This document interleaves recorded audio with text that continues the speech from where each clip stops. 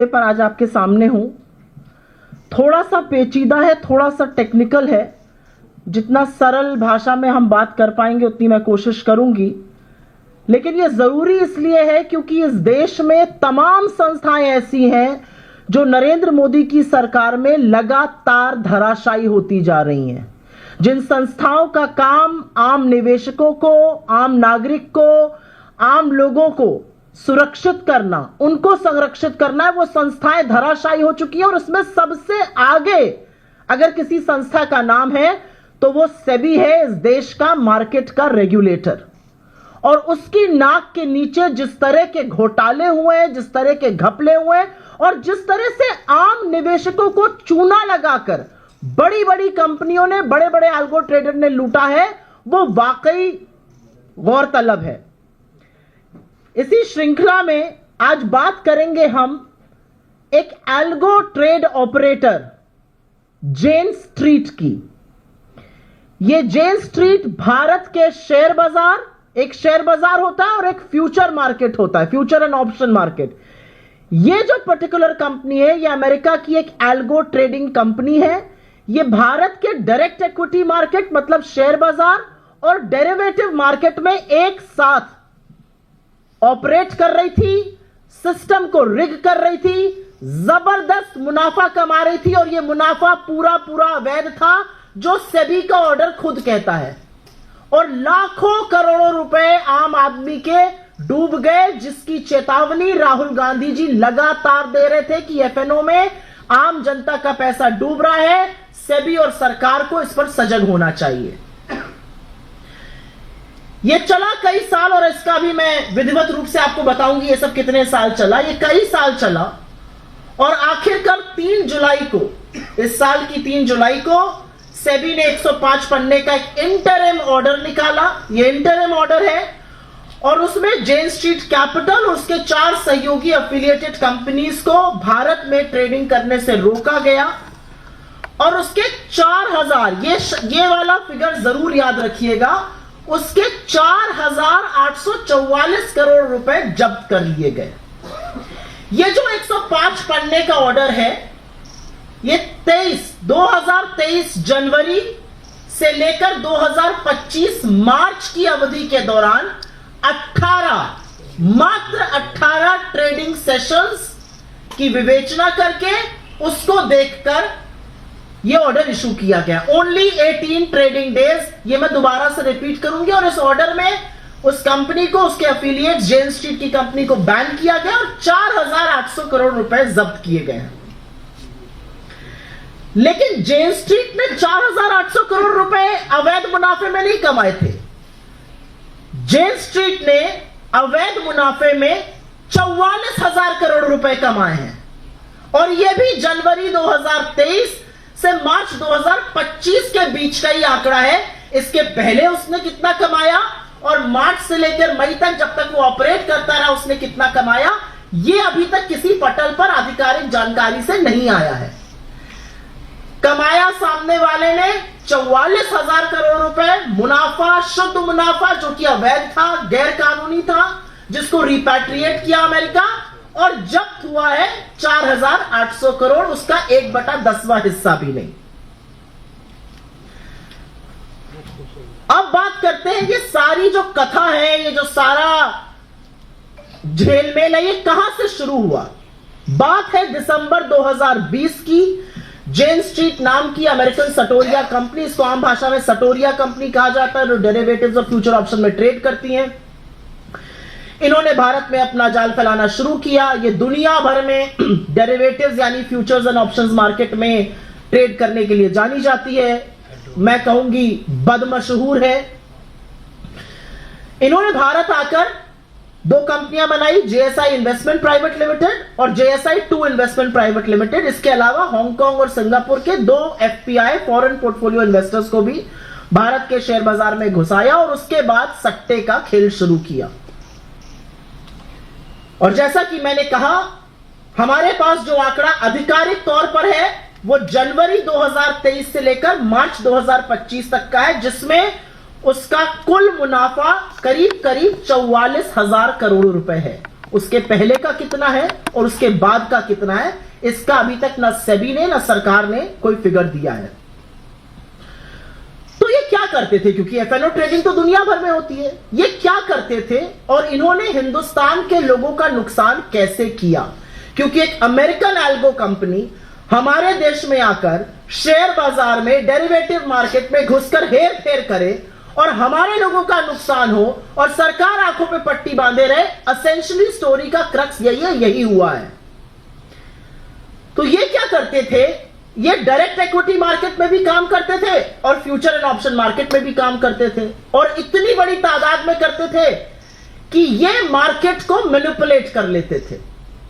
ये direct equity मतलब share बाजार में शेयर का दाम निर्धारित करते थे, और इसको करने के लिए ये एक चीज कहते हैं मार्केट मार्किंग क्लोज।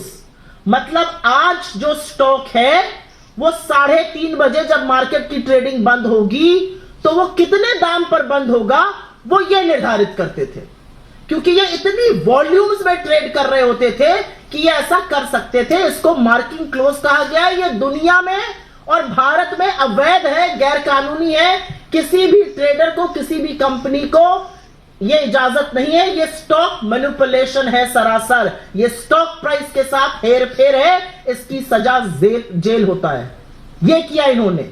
ये निर्धारित करते थे कि डायरेक्ट इक्विटी मार्केट में एक शेयर कितने पे बंद होगा, और फिर उसी शेयर प्राइस का फायदा उठाकर ये फ्यूचर एंड ऑप्शन मार्केट पे पुट और कॉल ऑप्शन के माध्यम से बड़ा मोटा बेहिसाब मुनाफा कमाते थे, जो अब सेबी मान रही है कि अवैध है।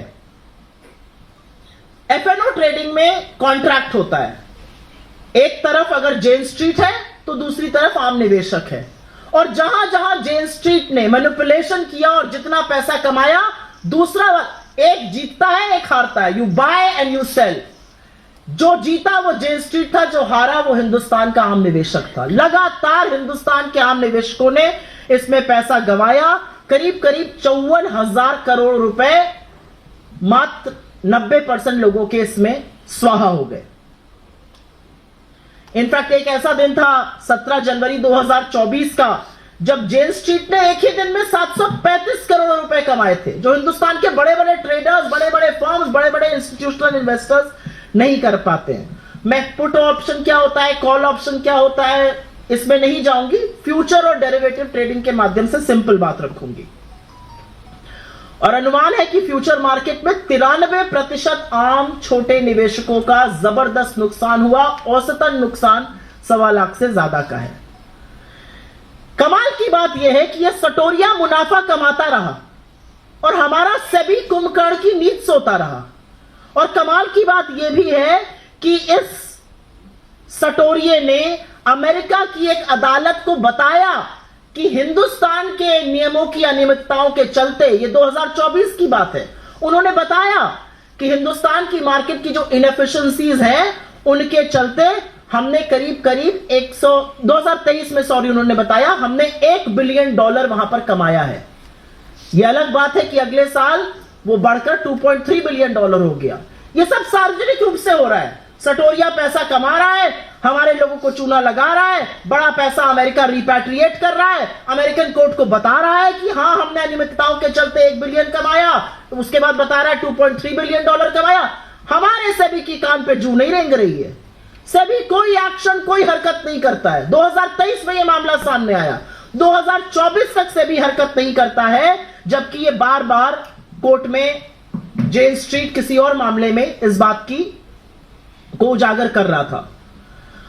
और उसके बाद फरवरी 2025 में एक मीठी सी चेतावनी, बहुत ही मीठी सी कॉशनरी लेटर एक इशू किया जाता है जेन स्ट्रीट को सेबी की ओर से, और सावधानी पत्र इसको कॉशनरी लेटर कहते हैं, और उसमें संदिग्ध ट्रेडिंग पैटर्न पर चेतावनी दी गई। यह फरवरी में हुआ था। मई तक यह फर्म ट्रेड कर रहा था और जुलाई आ गया इसको बैन करते हुए। 5 महीने सेबी को लग गए उस मार्केट में बैन करने के लिए जहां डेरिवेटिव का काम मिली सेकेंड्स में होता है। जो डेरिवेटिव मार्केट सेकेंड दर सेकेंड मूव करता है, जिसके चलते हजारों लाखों करोड़ रुपए स्वाहा हो रहे थे, उस मार्केट के लिए 4.5 साल सेबी को लग गए जगने के लिए, जबकि तथ्य और आंकड़े सब सामने थे। और एक बात यह भी सच है कि 2024 में तमाम मार्केट विशेषज्ञों ने सेबी को लिखकर इसके बारे में आगाह किया था। और अब सेबी दुनिया में कहता फिर रहा है, और सेबी के साथ साथ हमारी फेक न्यूज की फैक्ट्री भारतीय जनता पार्टी, जब राहुल जी ने कहा कि मैंने इसके बारे में आगाह किया था, अरे सेबी ने एक्शन तो लिया। लाखों करोड़ रुपए लोगों के स्वाहा हो रहे हैं, 4.5 साल बाद आपकी नींद खुल रही है, 44,000 करोड़ का प्रॉफिट हुआ है, 4800 करोड़ जब्त करके आप खुशी मना रहे हैं। चिड़िया चुग गई खेत, और ये खुशी मना रहे हैं कि हमने जी 4800 रुपए रोक लिए। क्या होते हैं 4800 करोड़ रोकना? इस फर्म ने अमेरिका में लगातार रिपैट्रिएशन किया, खालिस अवैध प्रॉफिट बनाया, और असलियत यह है कि इसने लगातार हिंदुस्तान के छोटे निवेशकों को रौंद दिया, और उसके बाद भी सेबी ने इस पर कुछ नहीं किया। तो बहुत सारे सवाल हैं। उसमें से एक सवाल यह भी है कि फिर से कटघरे में प्रधानमंत्री, वित्त मंत्रालय, सेबी, निर्मला सीतारमण, एनएससी, एसबीआई, हर तरह के एसएफआईओ, ये सब खड़े होते हैं। ये लोग क्या कर रहे थे? जब डाका डाला जा रहा था लोगों की जेब पर, जब एक कंपनी लगातार एक बड़ा घोटाला कर रही है, जिस घोटाले के बार बार तथ्य सामने आ रहे हैं, तो ये सब लोग कौन सी नींद सो रहे थे? क्या खाकर सो रहे थे ये लोग? और इसीलिए यहां से सवाल उठते हैं, और ये सवाल हम इस मंच से पूरी जिम्मेदारी से उठाते हैं। ये सवाल सरकार से है, ये सवाल तमाम उन एजेंसी से जिनका काम हिंदुस्तान के निवेशकों के, हिंदुस्तान के लोगों की सुरक्षा और संरक्षण का है, और ये सवाल सेबी से है। पहला सवाल यह है कि जेन स्ट्रीट जो एल्गो ट्रेडर है, उसको हिंदुस्तान पैसा लाने की अनुमति किसने दी? क्या उसके पास प्रायर अप्रूवल था? क्या उसके पास रिक्वायर्ड परमिशंस थी? यह पहला सवाल है। दूसरा सवाल है कि जब वो बेधड़क, बेखौफ होकर अवैध मुनाफा कमा रहा था, तो उसको यह मुनाफा वापस अमेरिका ले जाने की परमिशन किसने दी? क्या यह परमिशन सेबी ने दी? क्या यह परमिशन एनएससी ने दी? क्या यह परमिशन पीएमओ से आई? क्या यह परमिशन वित्त मंत्रालय से आई? यह परमिशन किसने दी? जेन स्ट्रीट किसकी निगरानी में काम कर रहा था? एक कंपनी है जो चूना लगा रही है आम जनता को, जो बड़ा पैसा का हेरफेर कर रही है, जो मार्केट मैनिपुलेशन डायरेक्ट इक्विटी में भी कर रही है और एफएनओ में भी कर रही है। ये किसकी निगरानी में हो रहा था काम? और सबसे बड़ी बात, किसी को भी अगर लगता है कि सेबी और सरकार इसलिए जाग गई है क्योंकि तमाम छोटे निवेशकों की पूंजी स्वाहा हो गई है, इस मुगालते में मत रहिएगा। वो इसलिए जागे हैं क्योंकि इतना पैसा रिपैट्रिएट किया इस जेन स्ट्रीट ने कि हिंदुस्तान के जो एफआईआई आउटफ्लो नंबर्स होते हैं, फॉरेन इंस्टीट्यूशनल इन्वेस्टर ने कितना पैसा यहां से बाहर खींचा, उसकी पिक्चर इतनी बिगड़ गई कि सरकार को जागना पड़ा। किसी आम निवेशक की सुरक्षा के लिए सरकार नहीं जागी है। अब एक और सवाल है, सेबी ने स्वीकारा है कि ये जो पैसा है ये अवैध मुनाफा है, तो आप किस बात की खुशी मना रहे हैं? आप तो 4800 करोड़ का ये अवैध मुनाफा जब्त कर पाए। जो 44,000 करोड़ का अवैध मुनाफा भेज दिया गया इस देश के बाहर, उसका क्या होगा? सेबी को इतने साल क्यों लग गए जगने के लिए? सेबी को 5 महीने क्यों लग गए कॉशनरी लेटर के बाद बैन करने के लिए? इतनी सारी चेतावनी थी, अमेरिकन कोर्ट से चेतावनी थी, बाजार के विशेषज्ञों से चेतावनी थी, 2023 से चेतावनी थी। सेबी ने एक्शन क्यों नहीं लिया? छोटे निवेशकों के ठगने का इंतजार क्यों करते रहे? एक और सवाल है, एक एजेंसी है ना ईडी, विपक्ष का नाम लीजिए, दौड़ी दौड़ी चली आएगी, कोई काम नहीं है। ED, CBI, income tax, FIO, NSC, SEBI, क्या कर रहे थे ये सब? ये कौन सी मिली भगत है? ये सब लोग क्या कर रहे थे? ये क्यों नहीं जाग रहे थे? ये निवेशकों के पैसे के बारे में क्यों नहीं सोच रहे थे? एक एजेंसी बेधड़क, बेखौफ होकर नाजायज पैसा कमा रही है, उस नाजायज पैसे को हिंदुस्तान से निकालकर अपने देश भेज रही है, और हमारी किसी एजेंसी को भनक ही नहीं पड़ रही है।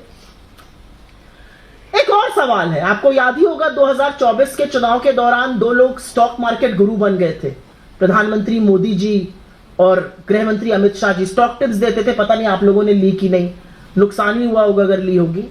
कहते थे स्टॉक खरीद लो, मार्केट बढ़ने वाला। क्या उनको इस बात की जानकारी थी? क्या वो इसी के बेसिस पर स्टॉक टिप्स दे रहे थे?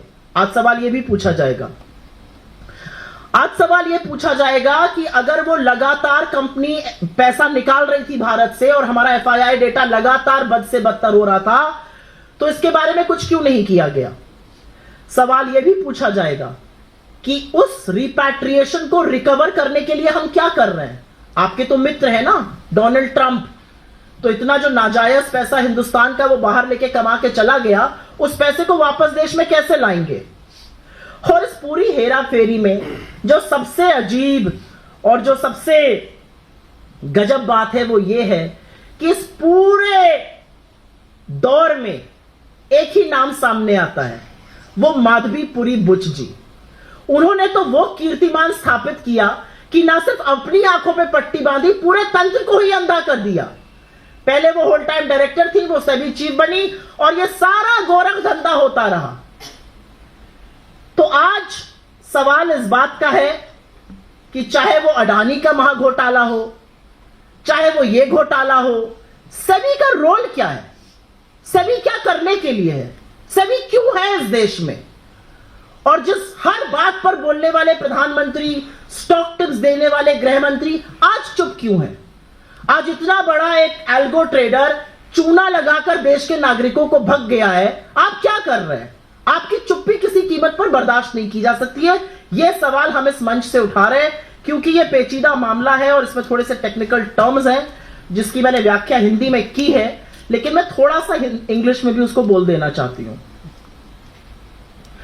We are today talking about Jane Street, an algo trading firm from the United States, which made massive illegal profits in India, repatriated that money to the United States, and at the receiving end were thousands and lakhs of India's small investors.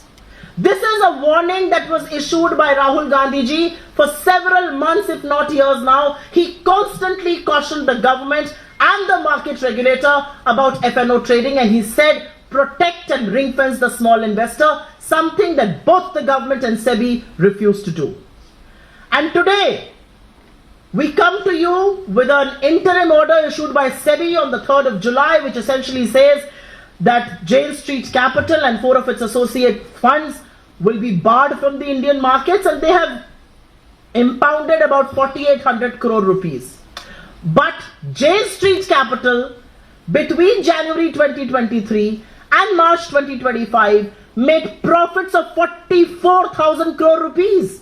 You have not even impounded 1/10 of that money. We don't know how much profit did they make before that. We don't know how much profit have they made after March 2025 because they were operating up until May 2025. That money has been repatriated. How is that money going to come back? Because that is illegal profit according to SEBI's own submission. The story really begins in 2020 when Jane Street began its operations here in India. What Jane Street did very cleverly was to operate both in the direct equity and the futures and options, which is called the derivative market of the country. They manipulated stocks by a phenomena called market closing, which essentially sets the closing price for a stock, an illegal practice across the world and in India. So they manipulated stock prices in the direct equity market, and on the basis of that manipulated stock price, they made huge illegal profits in the FNO market through put and call options.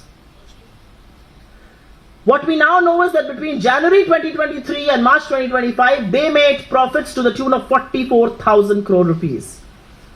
Why was SEBI sleeping all along is a question that we will be asking.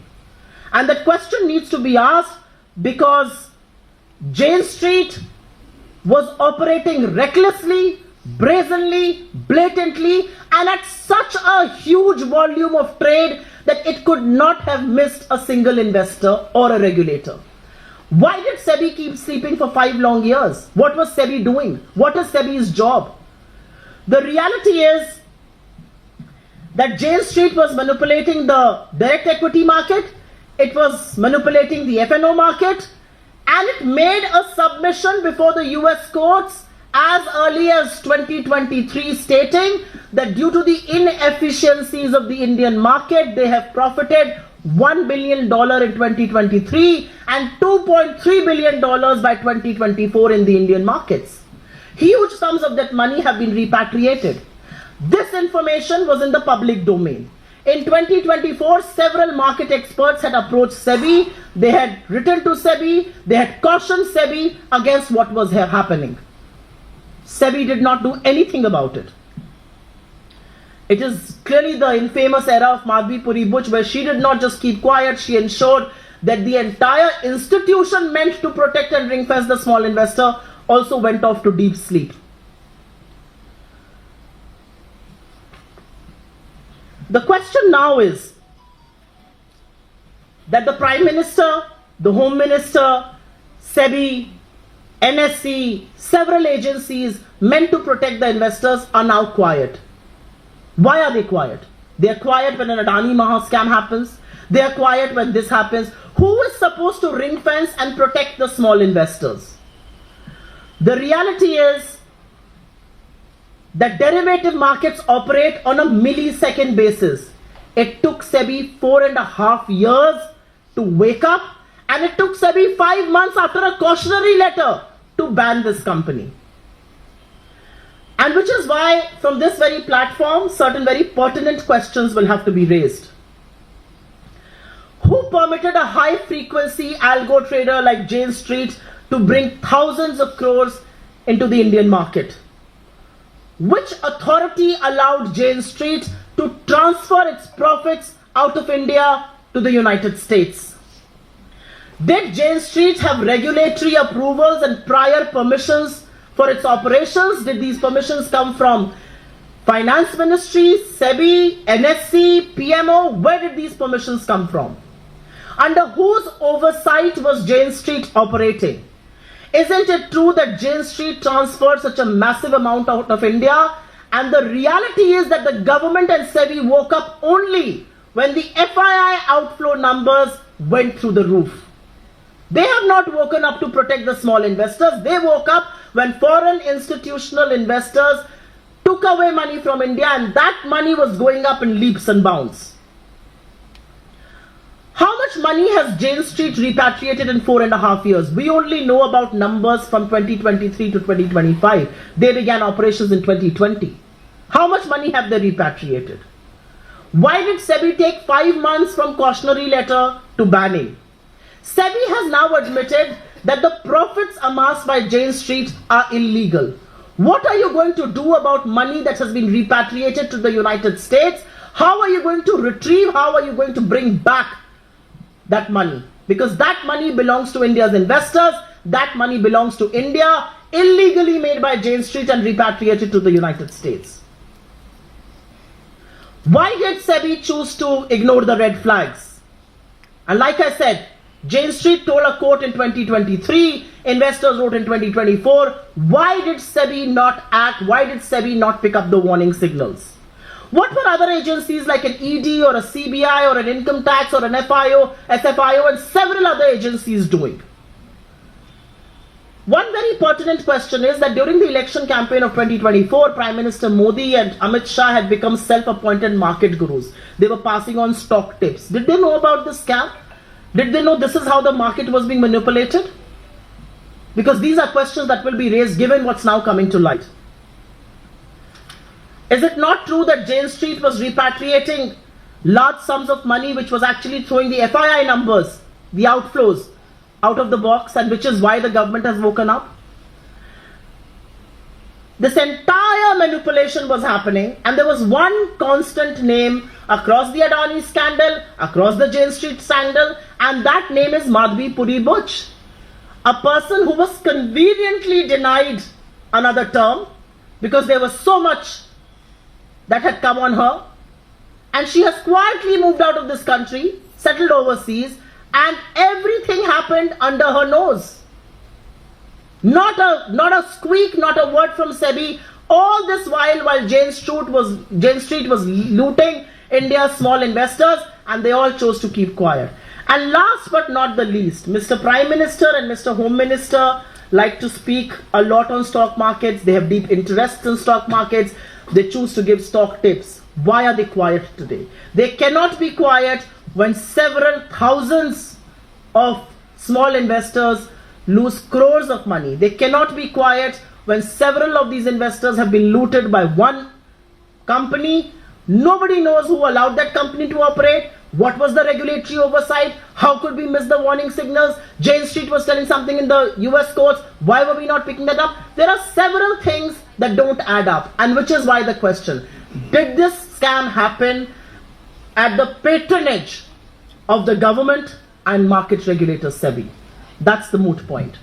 आपके सवालों का स्वागत है, मैं सिर्फ इसी पर बात करूंगी। मैम, क्या ये सिस्टम के फेलियर का उदाहरण है कि पूरा जो इतना बड़ा घोटाला हुआ, पूरा सिस्टम फेल हो गया? सिस्टम क्या होता है? 2014 के बाद से, थोड़ा सा विषयांतर हो रही हूं, लेकिन 2014 के बाद से अगर विपक्ष के किसी राज्य में कुछ होता है तो वहां पर हमारे नेता का और वहां के मुख्यमंत्री का चेहरा लगाकर उनकी धज्जियां उड़ाई जाती हैं। लेकिन जब मोदी सरकार और उनके इंस्टीट्यूशन से कुछ होता है तो सिस्टम का फेलियर माना जाता है। मैं आपके सवाल का अर्थ समझ रही हूं कि एक साथ सब कैसे सो रहे थे। यह फेलियर नहीं है, यह पाप है जो हिंदुस्तान में होने दिया गया। एक एल्गो ट्रेडर को नाजायज पैसा कमाने दिया गया, वो पैसा वो अमेरिका भेजता रहा और उसके बाद उसने सबसे बड़ा चूना इस देश के छोटे स्मॉल निवेशकों को लगाया और सरकार ने यह होने दिया। यह सरकार की आंखों के सामने, सरकार की नाक के नीचे, सेबी की नाक के नीचे हुआ है। यह सिस्टम नहीं, यह मोदी सरकार और सेबी का और माधवीपुरी बुच का फेलियर है। 4.5 साल तक यह चलता रहा और सेबी को भनक नहीं लगी। यूएस कोर्ट में बात चल रही है, मार्केट में आपको वॉल्यूम्स दिख रहे हैं, किस तरह से एफएनओ की ट्रेडिंग की जा रही है, किस तरह से डायरेक्ट इक्विटी की ट्रेडिंग की जा रही है। मार्केट के एक्सपर्ट्स आपको चिट्ठी लिख रहे हैं और आपको आपके कान पे जू नहीं रेंग रही है। यह सिस्टम का नहीं, यह पाप सरकार ने, सेबी ने मिलकर किया है। जेन स्ट्रीट को मुनाफा अवैध रूप से कमाने दिया गया और हिंदुस्तान के निवेशकों को लुटने दिया गया।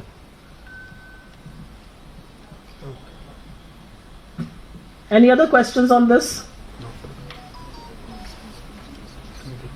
I have tried to simplify it as much as I can. I hope I have been able to do that.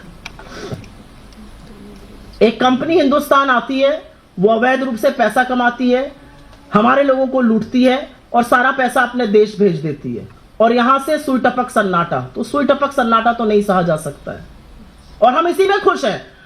Train निकल गई स्टेशन से, चिड़िया चुग गई खेत, हम हाथी की पूंछ पकड़ के खुश हैं। हमने 48 करोड़ जब्त कर लिए, 44,000 करोड़ तो सिर्फ 2 साल में गए हैं। आपने क्या जब्त कर लिया? धन्यवाद बहुत बहुत आपका। ये एक बहुत महत्वपूर्ण विषय है, एक बड़ा स्कैम है जो हिंदुस्तान में हुआ है और मैं आशा करती हूं कि आप लोगों के माध्यम से ये बात लोगों तक पहुंचेगी, क्योंकि लोग अपनी बड़ी गाढ़ी कमाई शायद ये सोच के लगा रहे हैं कि मोदी जी स्टॉक में पैसा लगाने की बात कर रहे हैं, अमित शाह जी बात कर रहे हैं तो पैसा बन जाएगा, लेकिन पैसा बना कोई और रहा है। धन्यवाद बहुत बहुत।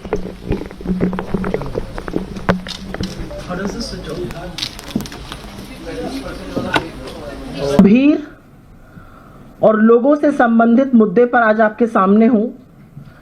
थोड़ा सा पेचीदा है, थोड़ा सा टेक्निकल है। जितना सरल भाषा में हम बात कर पाएंगे उतनी मैं कोशिश करूंगी, लेकिन यह जरूरी इसलिए है क्योंकि इस देश में तमाम संस्थाएं ऐसी हैं जो नरेंद्र मोदी की सरकार में लगातार धराशायी होती जा रही हैं। जिन संस्थाओं का काम आम निवेशकों को, आम नागरिक को, आम लोगों को सुरक्षित करना, उनको संरक्षित करना है, वो संस्थाएं धराशायी हो चुकी है। और उसमें सबसे आगे अगर किसी संस्था का नाम है तो वो सेबी है, इस देश का मार्केट का रेगुलेटर। और उसकी नाक के नीचे जिस तरह के घोटाले हुए हैं, जिस तरह के घपले हुए हैं और जिस तरह से आम निवेशकों को चूना लगाकर बड़ी बड़ी कंपनियों ने, बड़े बड़े एल्गो ट्रेडर ने लूटा है, वो वाकई गौरतलब है। इसी श्रृंखला में आज बात करेंगे हम एक एल्गो ट्रेड ऑपरेटर जेन स्ट्रीट की। ये जेन स्ट्रीट भारत के शेयर बाजार, एक शेयर बाजार होता है और एक फ्यूचर मार्केट होता है, फ्यूचर एंड ऑप्शन मार्केट। ये जो पर्टिकुलर कंपनी है ये अमेरिका की एक एल्गो ट्रेडिंग कंपनी है। ये भारत के डायरेक्ट इक्विटी मार्केट मतलब शेयर बाजार और डेरिवेटिव मार्केट में एक साथ ऑपरेट कर रही थी, सिस्टम को रिग कर रही थी, जबरदस्त मुनाफा कमा रही थी और यह मुनाफा पूरा पूरा अवैध था, जो सेबी का ऑर्डर खुद कहता है। और लाखों करोड़ों रुपए आम आदमी के डूब गए, जिसकी चेतावनी राहुल गांधी जी लगातार दे रहे थे कि एफएनओ में आम जनता का पैसा डूब रहा है, सेबी और सरकार को इस पर सजग होना चाहिए। ये चला कई साल और इसका भी मैं विधिवत रूप से आपको बताऊंगी ये सब कितने साल चला। ये कई साल चला और आखिरकार 3 जुलाई को, इस साल की 3 जुलाई को सेबी ने 105 पन्ने का एक इंटरिम ऑर्डर निकाला। ये इंटरिम ऑर्डर है और उसमें जेन स्ट्रीट कैपिटल और उसके 4 सहयोगी एफिलिएटेड कंपनीज को भारत में ट्रेडिंग करने से रोका गया और उसके 4000, ये वाला फिगर जरूर याद रखिएगा, उसके 4844 करोड़ रुपए जब्त कर लिए गए। ये जो 105 पन्ने का ऑर्डर है ये 2023 जनवरी से लेकर 2025 मार्च की अवधि के दौरान मात्र 18 ट्रेडिंग सेशंस की विवेचना करके उसको देखकर यह ऑर्डर इशू किया गया। ओनली 18 ट्रेडिंग डेज, ये मैं दोबारा से रिपीट करूंगी। और इस ऑर्डर में उस कंपनी को, उसके एफिलिएट जेन स्ट्रीट की कंपनी को बैन किया गया और 4800 करोड़ रुपए जब्त किए गए हैं। लेकिन जेन स्ट्रीट ने 4800 करोड़ रुपए अवैध मुनाफे में नहीं कमाए थे। जेन स्ट्रीट ने अवैध मुनाफे में 44,000 करोड़ रुपए कमाए हैं और यह भी जनवरी 2023 से मार्च 2025 के बीच का ही आंकड़ा है। इसके पहले उसने कितना कमाया और मार्च से लेकर मई तक जब तक वो ऑपरेट करता रहा उसने कितना कमाया, यह अभी तक किसी पटल पर आधिकारिक जानकारी से नहीं आया है। कमाया सामने वाले ने 44,000 करोड़ रुपए मुनाफा, शुद्ध मुनाफा जो कि अवैध था, गैर कानूनी था, जिसको रिपैट्रिएट किया अमेरिका, और जब्त हुआ है 4800 करोड़, उसका 1/10वां हिस्सा भी नहीं।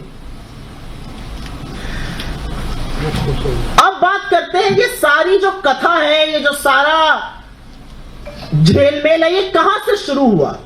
बात है दिसंबर 2020 की। जेन स्ट्रीट नाम की अमेरिकन सटोरिया कंपनी, इसको आम भाषा में सटोरिया कंपनी कहा जाता है, जो डेरिवेटिव्स और फ्यूचर ऑप्शन में ट्रेड करती हैं, इन्होंने भारत में अपना जाल फैलाना शुरू किया। ये दुनिया भर में डेरिवेटिव्स यानी फ्यूचर्स एंड ऑप्शंस मार्केट में ट्रेड करने के लिए जानी जाती है, मैं कहूंगी बदमशहूर है। इन्होंने भारत आकर 2 कंपनियां बनाई, जेएसआई इन्वेस्टमेंट प्राइवेट लिमिटेड और जेएसआई 2 इन्वेस्टमेंट प्राइवेट लिमिटेड। इसके अलावा हांगकांग और सिंगापुर के 2 एफपीआई फॉरेन पोर्टफोलियो इन्वेस्टर्स को भी भारत के शेयर बाजार में घुसाया और उसके बाद सट्टे का खेल शुरू किया। और जैसा कि मैंने कहा, हमारे पास जो आंकड़ा आधिकारिक तौर पर है वो जनवरी 2023 से लेकर मार्च 2025 तक का है, जिसमें उसका कुल मुनाफा करीब 44,000 करोड़ रुपए है। उसके पहले का कितना है और उसके बाद का कितना है, इसका अभी तक न सेबी ने न सरकार ने कोई फिगर दिया है। तो ये क्या करते थे, क्योंकि एफएनओ ट्रेडिंग तो दुनिया भर में होती है, ये क्या करते थे और इन्होंने हिंदुस्तान के लोगों का नुकसान कैसे किया। क्योंकि एक अमेरिकन एल्गो कंपनी हमारे देश में आकर शेयर बाजार में, डेरिवेटिव मार्केट में घुसकर हेर फेर करे और हमारे लोगों का नुकसान हो और सरकार आंखों पे पट्टी बांधे रहे, एसेंशियली स्टोरी का क्रक्स यही है, यही हुआ है। तो ये क्या करते थे, ये डायरेक्ट इक्विटी मार्केट में भी काम करते थे और फ्यूचर एंड ऑप्शन मार्केट में भी काम करते थे, और इतनी बड़ी तादाद में करते थे कि ये मार्केट को मैनिपुलेट कर लेते थे। ये डायरेक्ट इक्विटी मतलब शेयर बाजार में शेयर का दाम निर्धारित करते थे, और इसको करने के लिए ये एक चीज कहते हैं मार्केट मार्किंग क्लोज।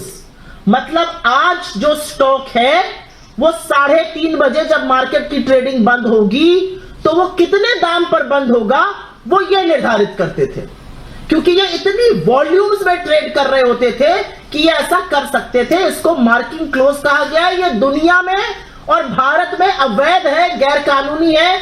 किसी भी ट्रेडर को, किसी भी कंपनी को ये इजाजत नहीं है। ये स्टॉक मैनिपुलेशन है सरासर। ये स्टॉक प्राइस के साथ हेर फेर है। इसकी सजा जेल होता है। ये किया इन्होंने।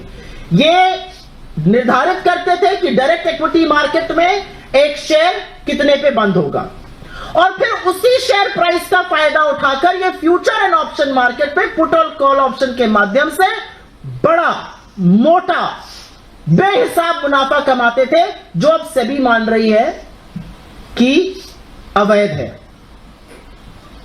एफएनओ ट्रेडिंग में कॉन्ट्रैक्ट होता है।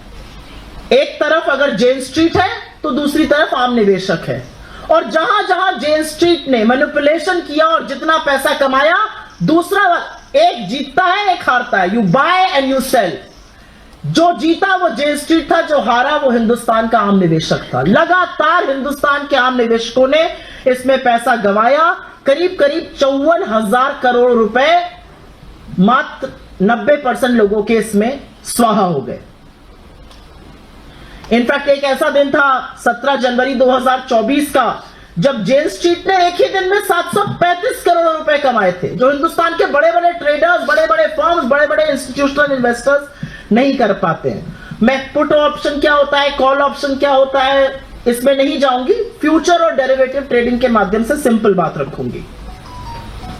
और अनुमान है कि फ्यूचर मार्केट में 93% आम छोटे निवेशकों का जबरदस्त नुकसान हुआ। औसतन नुकसान 1.25 लाख से ज्यादा का है। कमाल की बात यह है कि यह सटोरिया मुनाफा कमाता रहा और हमारा सेबी कुंभकर्ण की नींद सोता रहा। और कमाल की बात यह भी है कि इस सटोरिये ने अमेरिका की एक अदालत को बताया कि हिंदुस्तान के नियमों की अनियमितताओं के चलते, ये 2024 की बात है, उन्होंने बताया कि हिंदुस्तान की मार्केट की जो इनएफिशिएंसीज हैं उनके चलते हमने करीब करीब 2023 में उन्होंने बताया हमने $1 बिलियन वहां पर कमाया है। यह अलग बात है कि अगले साल वो बढ़कर $2.3 बिलियन हो गया। यह सब सार्वजनिक रूप से हो रहा है। सटोरिया पैसा कमा रहा है, हमारे लोगों को चूना लगा रहा है, बड़ा पैसा अमेरिका रिपैट्रिएट कर रहा है, अमेरिकन कोर्ट को बता रहा है कि हां हमने अनियमितताओं के चलते $1 बिलियन कमाया, तो उसके बाद बता रहा है $2.3 बिलियन कमाया। हमारे सेबी की कान पे जू नहीं रेंग रही है। सेबी कोई एक्शन, कोई हरकत नहीं करता है। 2023 में यह मामला सामने आया, 2024 तक सेबी हरकत नहीं करता है, जबकि यह बार बार कोर्ट में जेन स्ट्रीट किसी और मामले में इस बात की को उजागर कर रहा था।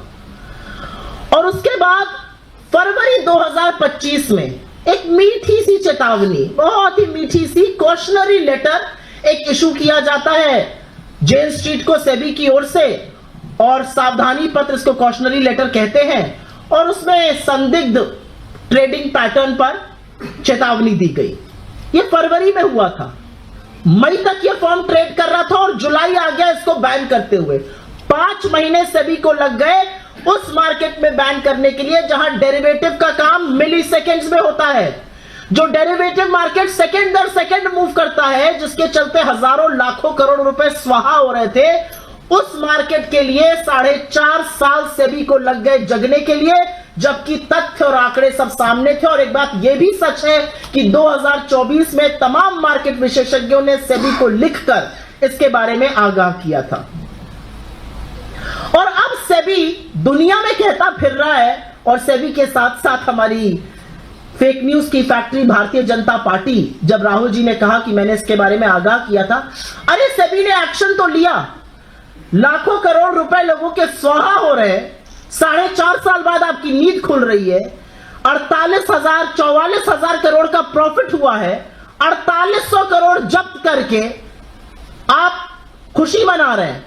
चिड़िया चुग गई खेत, और ये खुशी मना रहे हैं कि हमने जी 4800 रुपए रोक लिए। क्या होते हैं 4800 करोड़ रोकना? इस फर्म ने अमेरिका में लगातार रिपैट्रिएशन किया, खालिस अवैध प्रॉफिट बनाया, और असलियत यह है कि इसने लगातार हिंदुस्तान के छोटे निवेशकों को रौंद दिया और उसके बाद भी सेबी ने इस पर कुछ नहीं किया। तो बहुत सारे सवाल हैं। उसमें से एक सवाल यह भी है कि फिर से कटघरे में प्रधानमंत्री, वित्त मंत्रालय, सेबी, निर्मला सीतारमण, एनएससी, एसबीआई, हर तरह के एसएफआईओ, ये सब खड़े होते हैं। ये लोग क्या कर रहे थे? जब डाका डाला जा रहा था लोगों की जेब पर, जब एक कंपनी लगातार एक बड़ा घोटाला कर रही है, जिस घोटाले के बार बार तथ्य सामने आ रहे हैं, तो ये सब लोग कौन सी नींद सो रहे थे? क्या खाकर सो रहे थे ये लोग? और इसीलिए यहां से सवाल उठते हैं, और ये सवाल हम इस मंच से पूरी जिम्मेदारी से उठाते हैं। ये सवाल सरकार से है, ये सवाल तमाम उन एजेंसी से जिनका काम हिंदुस्तान के निवेशकों के, हिंदुस्तान के लोगों की सुरक्षा और संरक्षण का है, और ये सवाल सेबी से है। पहला सवाल यह है कि जेल स्ट्रीट जो एल्गो ट्रेडर है, उसको हिंदुस्तान पैसा लाने की अनुमति किसने दी? क्या उसके पास प्रायर अप्रूवल था? क्या उसके पास रिक्वायर्ड परमिशंस थी? यह पहला सवाल है। दूसरा सवाल है कि जब वो बेधड़क, बेखौफ होकर अवैध मुनाफा कमा रहा था, तो उसको यह मुनाफा वापस अमेरिका ले जाने की परमिशन किसने दी? क्या यह परमिशन सेबी ने दी? क्या यह परमिशन एनएससी ने दी? क्या यह परमिशन पीएमओ से आई? क्या यह परमिशन वित्त मंत्रालय से आई? यह परमिशन किसने दी? जेल स्ट्रीट किसकी निगरानी में काम कर रहा था? एक कंपनी है जो चूना लगा रही है आम जनता को, जो बड़ा पैसा का हेरफेर कर रही है, जो मार्केट मैनिपुलेशन डायरेक्ट इक्विटी में भी कर रही है और एफएनओ में भी कर रही है। ये किसकी निगरानी में हो रहा था काम? और सबसे बड़ी बात, किसी को भी अगर लगता है कि सेबी और सरकार इसलिए जाग गई है क्योंकि तमाम छोटे निवेशकों की पूंजी स्वाहा हो गई है, इस मुगालते में मत रहिएगा। वो इसलिए जागे हैं क्योंकि इतना पैसा रिपैट्रिएट किया इस जेल स्ट्रीट ने कि हिंदुस्तान के जो एफआईआई आउटफ्लो नंबर्स होते हैं, फॉरेन इंस्टीट्यूशनल इन्वेस्टर ने कितना पैसा यहां से बाहर खींचा, उसकी पिक्चर इतनी बिगड़ गई कि सरकार को जागना पड़ा। किसी आम निवेशक की सुरक्षा के लिए सरकार नहीं जागी है। अब एक और सवाल है, सेबी ने स्वीकारा है कि ये जो पैसा है ये अवैध मुनाफा है, तो आप किस बात की खुशी मना रहे हैं? आप तो 4800 करोड़ का ये अवैध मुनाफा जब्त कर पाए। जो 44,000 करोड़ का अवैध मुनाफा भेज दिया गया इस देश के बाहर, उसका क्या होगा? सेबी को इतने साल क्यों लग गए जगने के लिए? सेबी को 5 महीने क्यों लग गए कॉशनरी लेटर के बाद बैन करने के लिए? इतनी सारी चेतावनी थी, अमेरिकन कोर्ट से चेतावनी थी, बाजार के विशेषज्ञों से चेतावनी थी, 2023 से चेतावनी थी। सेबी ने एक्शन क्यों नहीं लिया? छोटे निवेशकों के ठगने का इंतजार क्यों करते रहे? एक और सवाल है, एक एजेंसी है ना ईडी, विपक्ष का नाम लीजिए, दौड़ी दौड़ी चली आएगी, कोई काम नहीं है। ED, CBI, income tax, FIO, NSC, SEBI, क्या कर रहे थे ये सब? ये कौन सी मिली भगत है? ये सब लोग क्या कर रहे थे? ये क्यों नहीं जाग रहे थे? ये निवेशकों के पैसे के बारे में क्यों नहीं सोच रहे थे? एक एजेंसी बेधड़क, बेखौफ होकर नाजायज पैसा कमा रही है, उस नाजायज पैसे को हिंदुस्तान से निकालकर अपने देश भेज रही है, और हमारी किसी एजेंसी को भनक ही नहीं पड़ रही है। एक और सवाल है, आपको याद ही होगा 2024 के चुनाव के दौरान 2 लोग स्टॉक मार्केट गुरु बन गए थे, प्रधानमंत्री मोदी जी और गृह मंत्री अमित शाह जी। स्टॉक टिप्स देते थे, पता नहीं आप लोगों ने ली कि नहीं, नुकसान ही हुआ होगा अगर ली होगी। कहते थे स्टॉक खरीद लो, मार्केट बढ़ने वाला। क्या उनको इस बात की जानकारी थी? क्या वो इसी के बेसिस पर स्टॉक टिप्स दे रहे थे? आज सवाल यह भी पूछा जाएगा। आज सवाल यह पूछा जाएगा कि अगर वो लगातार कंपनी पैसा निकाल रही थी भारत से और हमारा एफआईआई डेटा लगातार बद से बदतर हो रहा था, तो इसके बारे में कुछ क्यों नहीं किया गया? सवाल यह भी पूछा जाएगा कि उस रिपैट्रिएशन को रिकवर करने के लिए हम क्या कर रहे हैं? आपके तो मित्र है ना डोनाल्ड ट्रंप, तो इतना जो नाजायज पैसा हिंदुस्तान का वो बाहर लेके कमा के चला गया, उस पैसे को वापस देश में कैसे लाएंगे? और इस पूरी हेरा फेरी में जो सबसे अजीब और जो सबसे गजब बात है वो ये है कि इस पूरे दौर में एक ही नाम सामने आता है, वो माधवीपुरी बुच जी। उन्होंने तो वो कीर्तिमान स्थापित किया कि ना सिर्फ अपनी आंखों पे पट्टी बांधी, पूरे तंत्र को ही अंधा कर दिया। पहले वो होल टाइम डायरेक्टर थी, वो सेबी चीफ बनी और ये सारा गोरख धंधा होता रहा। तो आज सवाल इस बात का है कि चाहे वो अडानी का महाघोटाला हो, चाहे वो ये घोटाला हो, सेबी का रोल क्या है, सेबी क्या करने के लिए है, सेबी क्यों है इस देश में।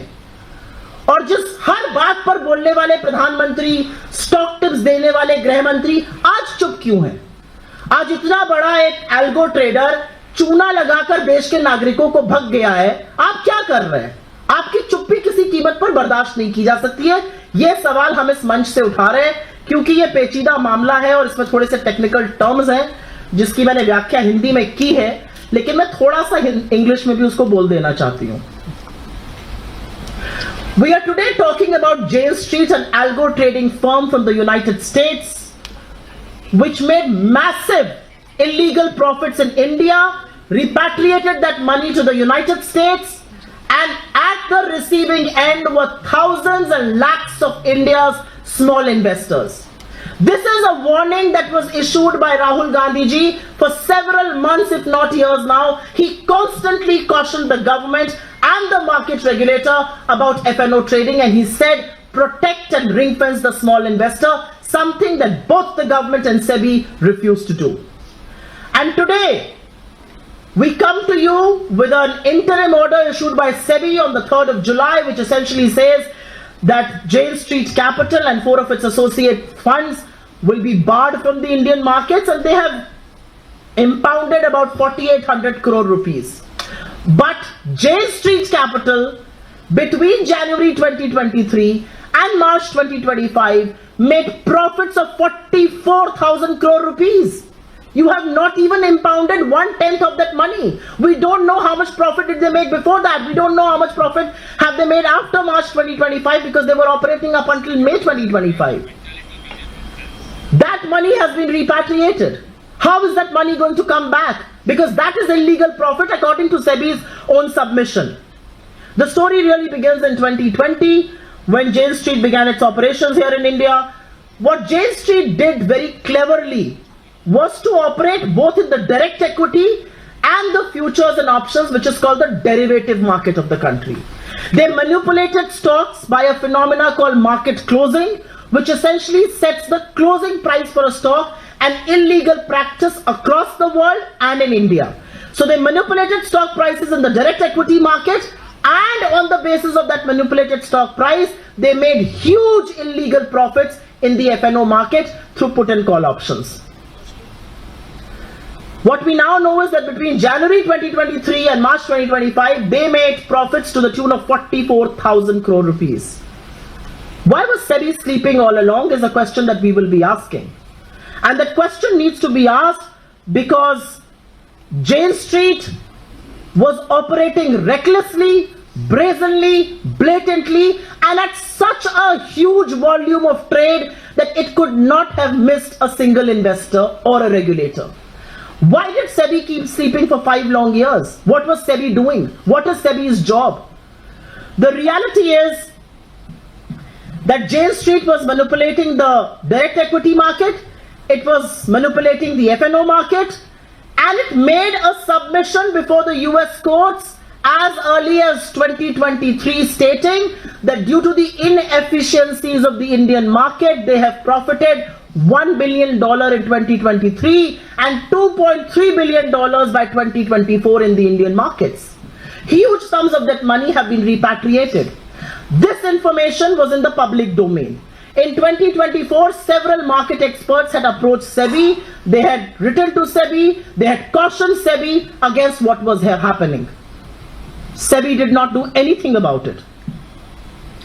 It is clearly the infamous era of Madhvi Buch, where she did not just keep quiet, she ensured that the entire institution meant to protect and ring fence the small investor also went off to deep sleep. The question now is that the Prime Minister, the Home Minister, SEBI, NSE, several agencies meant to protect the investors are now quiet. Why are they quiet? They are quiet when an Adani Maha scam happens. They are quiet when this happens. Who is supposed to ring fence and protect the small investors? The reality is that derivative markets operate on a millisecond basis. It took SEBI 4.5 years to wake up, and it took SEBI 5 months after a cautionary letter to ban this company. And which is why from this very platform, certain very pertinent questions will have to be raised.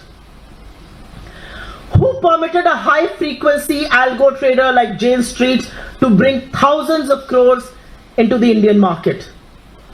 Which authority allowed Jane Street to transfer its profits out of India to the United States? Did Jane Street have regulatory approvals and prior permissions for its operations? Did these permissions come from Finance Ministry, SEBI, NSE, PMO? Where did these permissions come from? Under whose oversight was Jane Street operating? Isn't it true that Jane Street transferred such a massive amount out of India?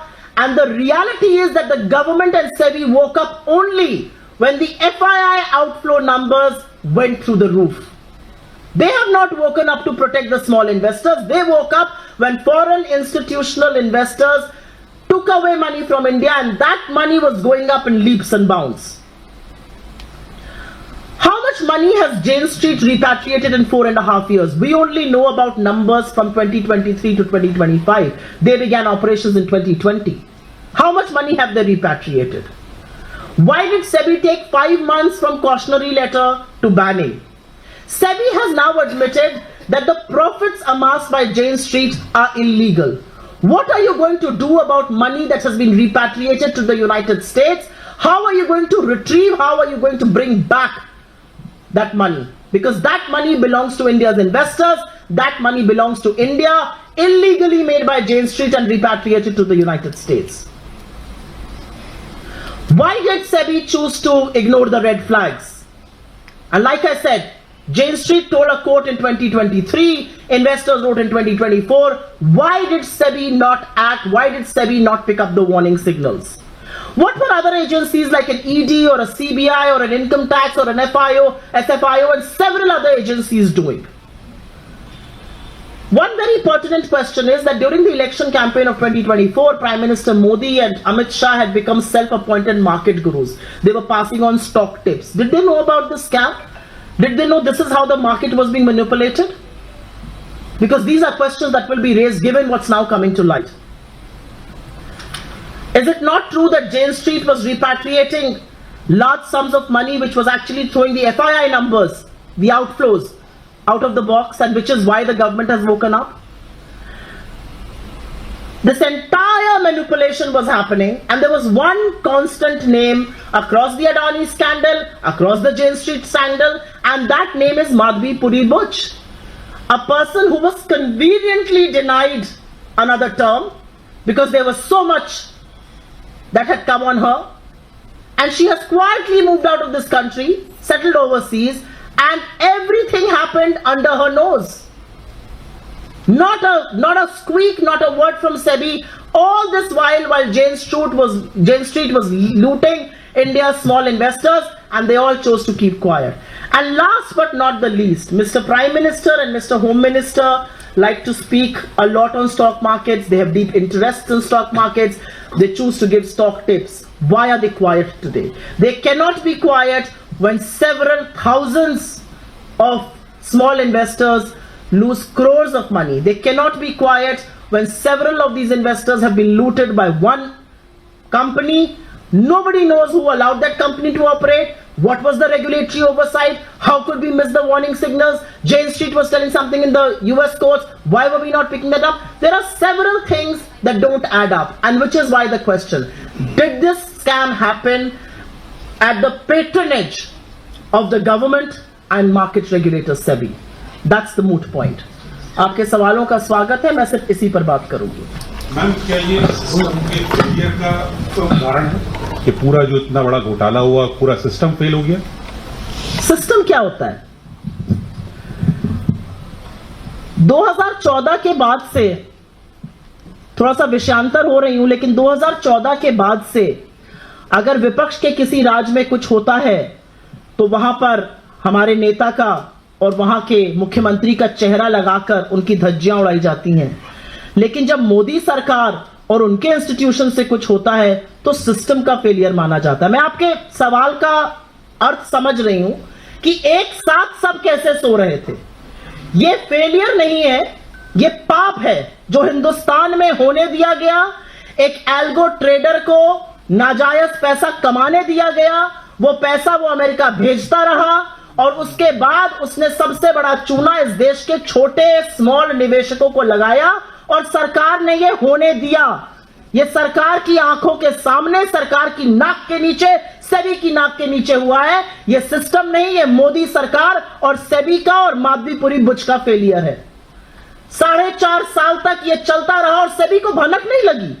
US court में बात चल रही है, market में आपको volumes दिख रहे हैं, किस तरह से एफएनओ की ट्रेडिंग की जा रही है, किस तरह से डायरेक्ट इक्विटी की ट्रेडिंग की जा रही है। मार्केट के एक्सपर्ट्स आपको चिट्ठी लिख रहे हैं और आपको आपके कान पे जू नहीं रेंग रही है। यह सिस्टम का नहीं, यह पाप सरकार ने, सेबी ने मिलकर किया है। जेल स्ट्रीट को मुनाफा अवैध रूप से कमाने दिया गया और हिंदुस्तान के निवेशकों को लुटने दिया गया।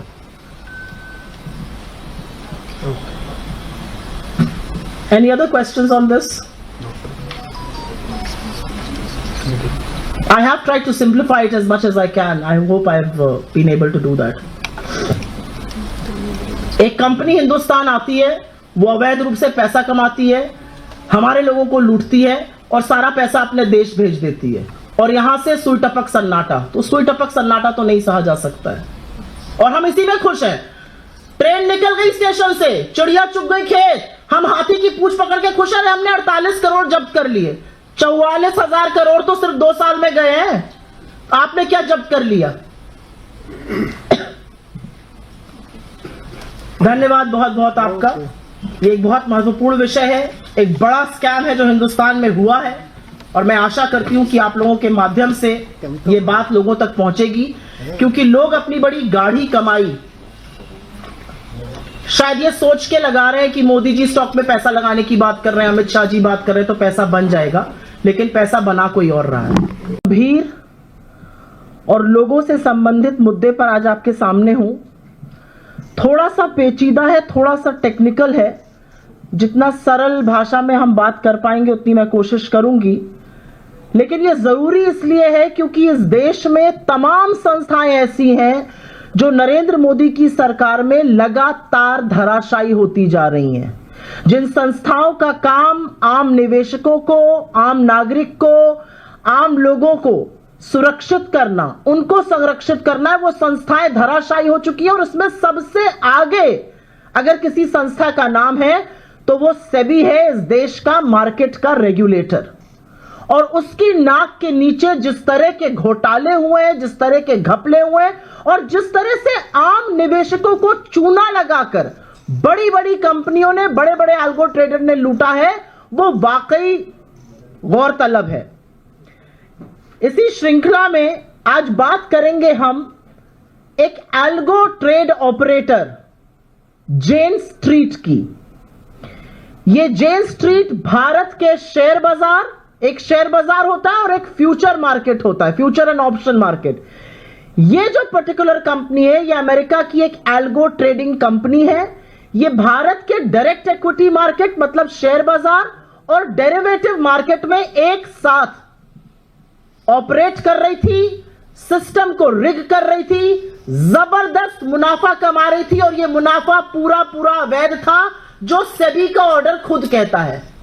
और लाखों करोड़ों रुपए आम आदमी के डूब गए, जिसकी चेतावनी राहुल गांधी जी लगातार दे रहे थे कि एफएनओ में आम जनता का पैसा डूब रहा है, सेबी और सरकार को इस पर सजग होना चाहिए।